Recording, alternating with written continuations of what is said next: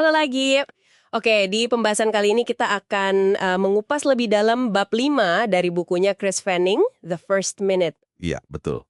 Fokusnya nih, gimana Anda bisa langsung pakai dua teknik kunci, framing atau pembingkaian ya, sama structured summaries, ringkasan terstruktur. Atau GPS itu ya, Goal, Problem, Solution. Nah, itu dia, GPS. Gimana menerapkan ini dalam komunikasi kerja sehari-hari Anda? Tujuannya sih jelas ya, biar email, undangan rapat, sampai update status itu nggak cuma lebih jelas, tapi benar-benar ngasih hasil gitu. Dan yang perlu diingat nih, ini tuh bukan cuma teori buat presentasi gede aja loh. Justru kayak yang ditekankan Fanning di bab ini, kekuatannya itu ada di penerapannya di komunikasi yang biasa kita lakuin. Kayak email gitu ya? Iya, email, pesan singkat, rapat rutin. Nah, konsistensi di situ tuh yang bakal bikin perubahan nyata buat efektivitas Anda. Oke. Mari kita mulai dari yang paling sering kita hadapi deh. Email. Saya yakin Anda juga sering kan? Dapat email panjang banget, terus udah dibaca malah, bingung, ini intinya apa sih? Sering banget itu. Nah, pendekatan Fanning ini praktis banget. Katanya, pakai subjek email itu buat ngasih konteks. Jadi latar belakangnya apa, sama niat.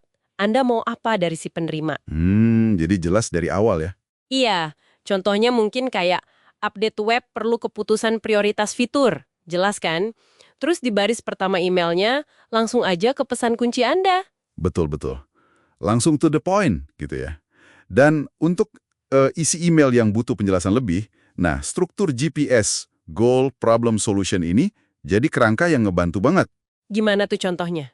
Ya, Fanning nyaranin pakai poin-poin yang jelas saja. Misalnya, goal, tujuan kita apa sih sebenarnya? Problem. Terus hambatannya apa aja nih? Solution. Nah, ini usulan langkahnya gimana? Gitu. Oke, jadi terstruktur gitu ya? Iya, dan ini bukan cuma biar rapi aja loh, tapi secara psikologis, ini tuh ngarahin pembaca buat fokus ke solusi, bukan malah muter-muter di masalahnya terus. Nah, itu poin penting. Apalagi kalau Anda harus meneruskan rangkaian email tuh. Sering kan kita cuma pencet forward gitu aja? Wah iya, terus biarin penerima baru pusing baca dari atas sampai bawah. Bener. Nah, Fanning nekenin banget. Selalu tambahin ringkasan GPS Anda di paling atas. Itu hemat waktu semua orang banget deh. Setuju, dan kalaupun emailnya emang harus panjang, ya jangan lupa pakai heading atau subjudul, terus poin-poin juga, biar gampang di-scan gitu informasinya, nggak kayak tembok teks. Betul, biar nggak males bacanya ya. Iya, tentu nggak semua email sih butuh GPS lengkap. Kalau cuma balasan singkat, ya nggak perlu lah ya. Tapi buat mulai diskusi topik baru yang agak kompleks, wah ini efektif banget. Oke, sip. Nah, dari email yang bolak-balik, seringkali kan ujungnya perlu rapat. Nah, undangan rapat ini area lain nih yang sering bisa kita tingkatkan. Sering banget tuh undangan isinya cuma judul sama waktu doang. Iya kan? Nah, hindari yang kayak gitu. Coba terapin modifikasi framing di sini. Subjek, ya tetap jelas soal konteks dan niat. Terus diisi undangan, nah ini krusial. Jelasin tujuan rapat apa sih, hasil akhir yang mau kita capai bareng, sama hasil rapat. Output konkretnya apa nih setelah rapat selesai? Menariknya lagi, struktur undangan kayak gini nih, ini bisa Anda pakai ulang loh sebagai pembuka rapat itu sendiri. Oh ya? Gimana tuh? Ya tinggal dibacain ulang aja tujuan sama hasil yang diharapkan di awal rapat, ini langsung nyamain persepsi semua peserta, jadi fokusnya kejaga. Fanning juga nyaranin ada semacam validasi di awal. Validasi gimana maksudnya? Kasih waktu sedikit buat peserta nanya atau klarifikasi buat mastiin mereka ada di ruangan yang tepat gitu. Kalau ternyata nggak relevan buat mereka, ya informasi ini ngasih mereka pilihan kan, nggak buang-buang waktu. Oh iya, logis banget. Jadi nggak sia-sia datang rapat ya? Oke, berikutnya nih soal pemberian pembaruan status. Seringkali kita kejebak cuma ngelaporin apa yang udah terjadi kayak, laporan sejarah gitu. Betul loh, fokusnya ke masa lalu jadinya. Nah, pendekatan framing sama GPS ini ngedorong kita buat fokus ke aksi dan langkah selanjutnya. Pakai struktur GPS, terus sampaikan bagian solusinya itu secara positif. Apa yang udah atau bakal kita lakuin buat maju. Ya, fokus ke apa selanjutnya ini penting banget, biar diskusi nggak mandek.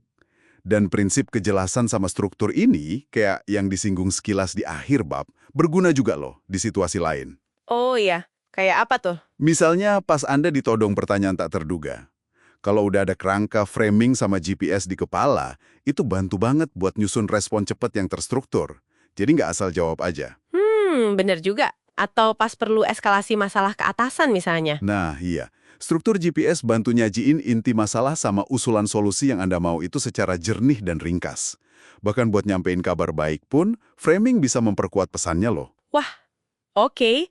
Termasuk juga buat buka presentasi atau jawab pertanyaan wawancara gitu ya. Betul, prinsipnya sama aja. Mulai dengan kejelasan tujuan dan struktur. Adaptabilitas ini memang inti kekuatannya sih.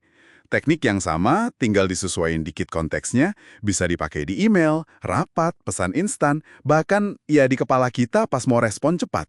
Jadi kalau dirangkum nih ya dari penjelajahan kita di bab 5 ini, intinya tuh soal fleksibilitasnya si framing sama ringkasan terstruktur atau GPS ini ya.